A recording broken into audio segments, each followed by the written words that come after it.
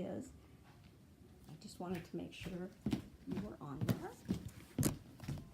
Okay.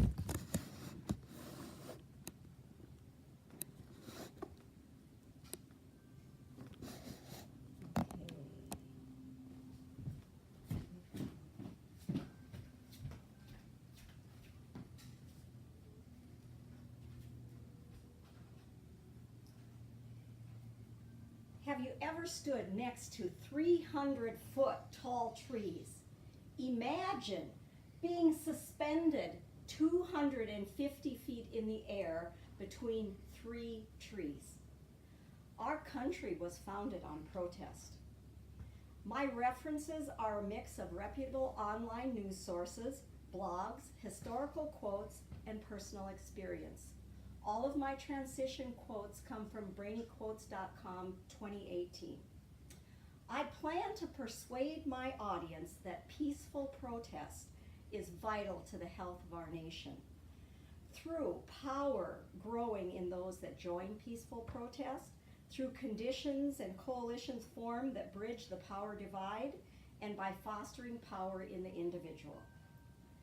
Nonviolence is an intensely active force when properly understood and used, Mahatma Gandhi said.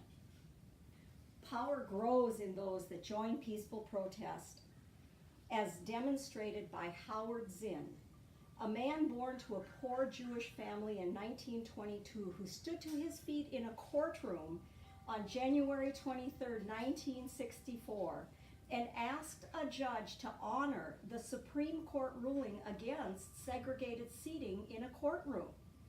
This incident is precedented in the Mississippi jurisprudence. This was paraphrased from Sam Weinberg's article, Slate.com, September 16, 2018. On December 1st, 1955, Rosa Parks refused to give up her seat on a public bus to a white person in Montgomery, Alabama.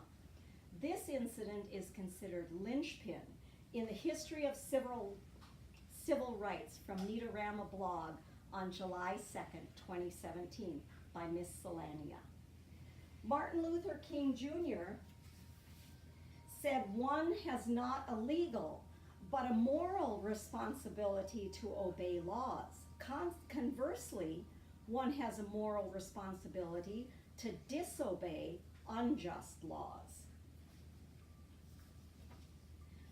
Coalitions form that bridge the power divide. We see this in German Lopez's article on Vox.com, February 2nd, 2017.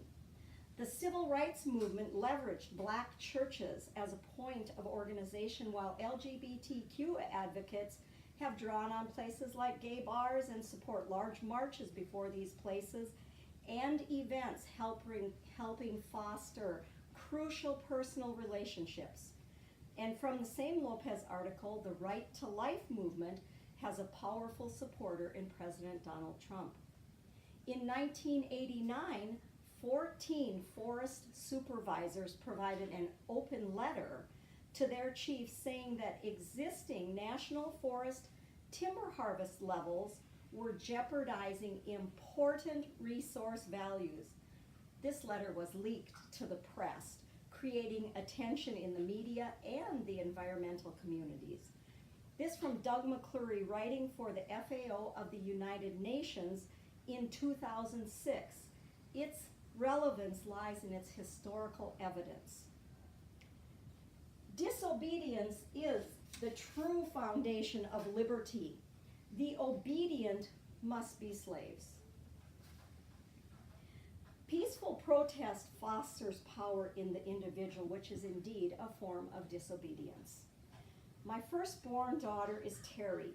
Terry graduated from college in 1998. And that summer, our family caravaned to California, with Terry planning on staying out west. Terry had fallen in love with a young man in Iowa City, and he was an environmental activist whose name was Seed in the activist community. He was working to save old growth timber in Oregon. Terry, who became Thunder in Oregon, joined Seed. She lived several weeks, one winter, on a platform 250 feet in the air. 2 years later, Thunder helped construct a tree village in the Mattole old growth trees in Northern California. Thunder provided some guide services for activists from all over the country that needed to hike 14 miles into the forest. She also taught novices how to climb 300-foot trees with only rope and carabiners. It's okay, Andrea. Terry said to me last Monday, activism in the forest is hardcore. It is emotionally and physically exhausting. Protesting is real. You have to believe to protest. Terry radiates a core of power. My peaceful protest has always been about my family. I have hundreds of stories, but I will only tell one, cross my heart. So my husband was called to Des Moines for a meeting with the bishop. The bishop stood in the doorway, a 6'5" man, huge, and he called Lynn into the meeting. And so I stood up with Lynn and walked to the door with him. And the bishop looks down at me from his very great height and he says, "You're not coming in. This is for clergy only." And I said, "Well then, Lynn's not going in to that meeting alone." He said, "Alone? I'll be in there with the 8 district superintendents." And I said, "Exactly." He says, "Well, what do you think we're going to do? Beat him up?" And I said, "Yes." I said, "Maybe not physically, but definitely emotionally. He won't go in alone." And the bishop stood there looking down at me for a good long time, and I was looking right back up at him, and he said, "Okay, you can come in, but you may not speak." I said I wasn't planning on speaking, just listening and protecting.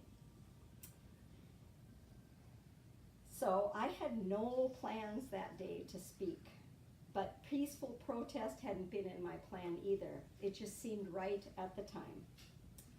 Mahatma Gandhi said, "Silence becomes cowardice when occasion demands speaking out the whole truth and acting accordingly." Remember, power grows in those that join peaceful protest. Rosa Parks was on her way to work as a seamstress when she refused to give up her bus seat. Remember that coalitions formed organizing peaceful protest bridges the power divide. Civil rights organizers used black churches, and the LGBTQ organizers used gay bars to link their people.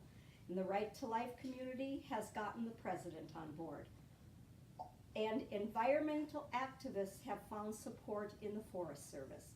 As I have experienced vicariously through my daughter and firsthand myself, peaceful protest fosters power in the individual. Peaceful protest is vital to the health of our nation. Andrea, you quit crying. The health of our nation through power growing in those who join peaceful protest through coalitions formed that bridge the power divide and by fostering power in the individual. Our very first president of the United States said, "If freedom of speech is taken away, then dumb and silent we may be led like sheep to the slaughter." Thank you.